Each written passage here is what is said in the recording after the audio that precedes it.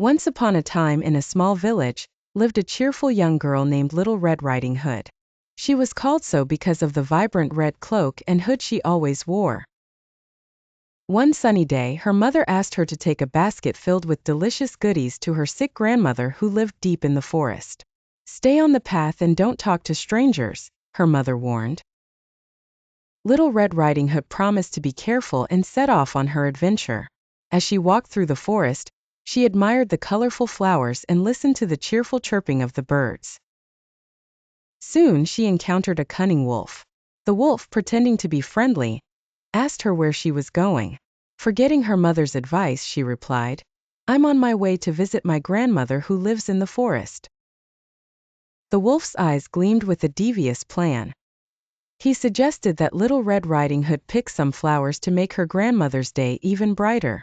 While she was busy gathering flowers, the wolf hurried to grandmother's cottage.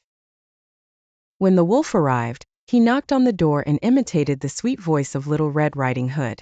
"It's me, Grandma," he said. The kind grandmother, without suspecting anything, invited him in. The wolf quickly locked her in a closet and put on her nightgown and cap, hoping to trick Little Red Riding Hood. A little while later, Little Red Riding Hood arrived at the cottage.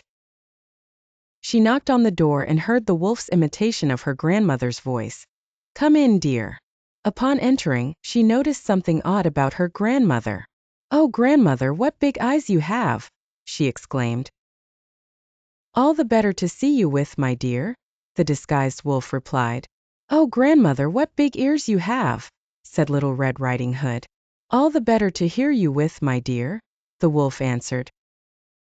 "Oh, grandmother, what big teeth you have!" she exclaimed in shock. "All the better to eat you with," roared the wolf, throwing off the covers. Just as he was about to pounce, a brave woodsman who had been nearby burst into the cottage. With one swift action, he scared away the wolf, who ran into the forest, never to be seen again. Little Red Riding Hood freed her grandmother from the closet, and they both thanked the woodsman for his timely intervention. They enjoyed the goodies together, and learned a valuable lesson about the importance of listening to one's elders. From that day on, Little Red Riding Hood was always cautious and never strayed from the path. And they all lived happily ever after. The end.